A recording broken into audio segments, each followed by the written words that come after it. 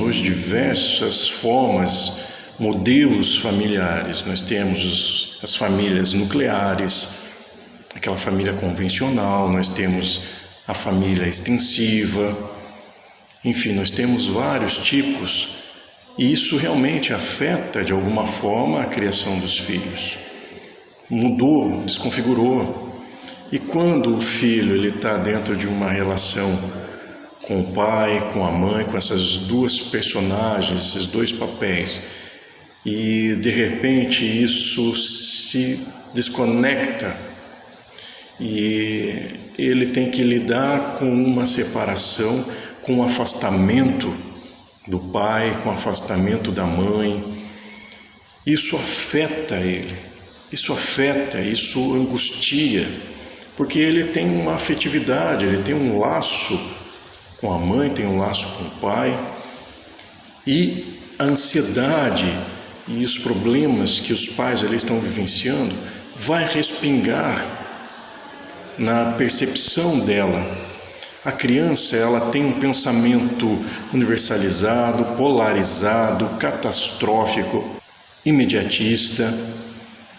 Então ela vai interpretar as situações de forma que pode gerar no futuro algumas problemáticas nas reações e percepções do mundo dela. Ela pode entender: minha mãe me odeia, meu pai me odeia. Nesse momento de separação, quando ela é criança, ela não tem uma capacidade de interpretar algo. Eu estou sendo rejeitado, meus pais estão se separando por minha culpa, eu fiz alguma coisa de errado, eles não me querem mais.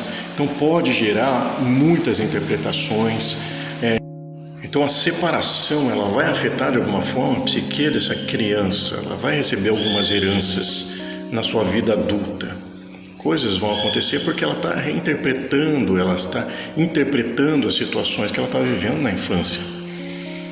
Ela está tendo que lidar com uma separação, com um afastamento afetivo, e até porque a mente da criança, ela torce pelos pais, e quando eles se afastam e se separam, ela tem que entender dentro dela quem ela tem que amar, quem ela tem que odiar. Mas a minha mãe diz que meu pai faz isso, o meu pai diz que minha mãe faz aquilo outro, e ela também é cometida dessa divisão de mente. Isso é uma base da ansiedade, divisão de sentimentos, quem eu tenho que amar, quem que eu tenho que odiar. E se isso não for bem elaborado, bem trabalhado pelos pais, ela vai construir uma mente de base ansiosa. Isso vai repercutir nos comportamentos e nas percepções dela da vida, nas relações, enfim.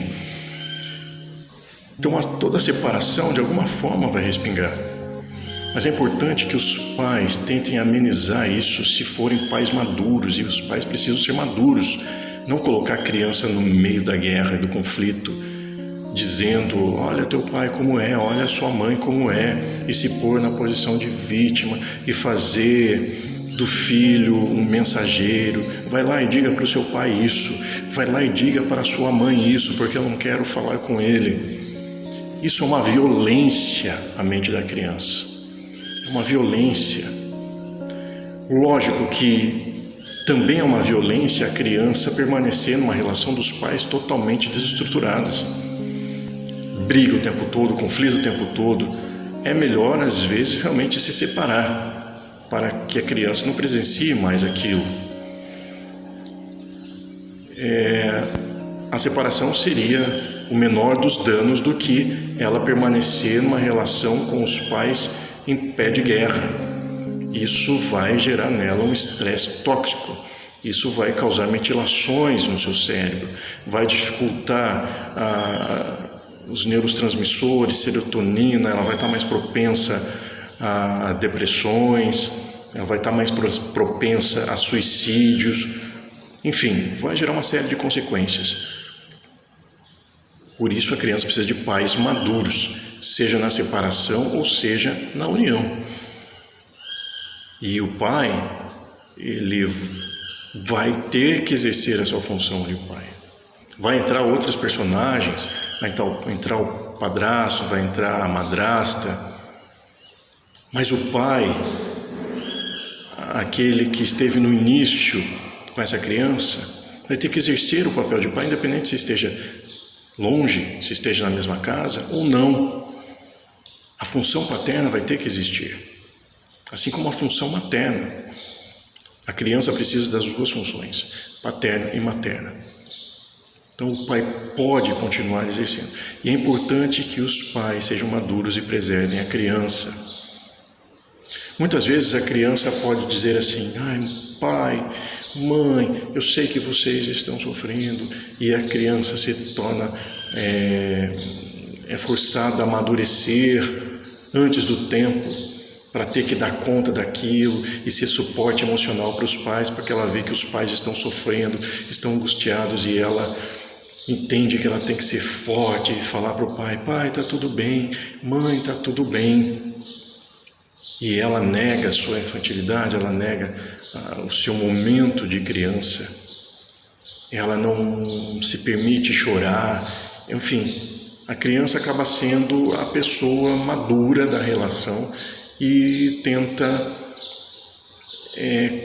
causar um tipo de alívio nos pais, tenta ser o elo dos pais, e ela nega a sua fragilidade, ela não chora, ela cria um personagem, uma máscara de que ela tem que ser forte. Estou falando de criança de 2, 3, 4, 5, 6 anos de idade, 7 anos de idade, e ela acha que tem que dar conta daquilo, e ela se vê realmente como um elo da união desses pais. Ela fica no meio da relação, tentando ser a pacificadora, amenizando, tentando de alguma forma gerar um pouco de tranquilidade. Isso é outra violência para a criança. A criança não tem que estar no meio tentando salvar esse casamento, tentando unir os pais. A criança é criança, os pais têm que ser maduros e preservar essa criança. Mostrar, sim, o pai pode, a mãe pode mostrar que está sofrendo, que pode demonstrar a sua humanidade, mas tem que libertar os filhos da ideia de que eles têm que ser mais fortes do que os pais. Os pais precisam libertar os filhos dessa ideia que é muito pesada para a criança, de que ela tem que ser o suporte emocional dos pais. E daí tem mães que dizem assim: quando a criança vê a mãe chorando e diz: mãe, como que você aguenta isso? Como que você aguenta essa situação, seja em casa, conflitos? Porque a mãe se coloca como vítima. E a mãe fala: eu aguento porque você está na minha vida, você é o meu suporte, você é tudo para mim. Imagine a cabeça dessa criança que diz que ouve isso, ou seja, eu sou o suporte da minha mãe, a minha mãe só vive e sobrevive porque eu existo. E essa criança tem que dar conta de ser essa salvadora da mãe ou do pai, e ela tem que aguentar ser o suporte da existência da mãe. Imagine isso na psique de uma criança. Isso vai se formar no inconsciente dela. Isso vai reverberar no caminho dela, nas relações futuras. Então, os pais precisam ser maduros o suficientes, o que muitas vezes, infelizmente, não acontece.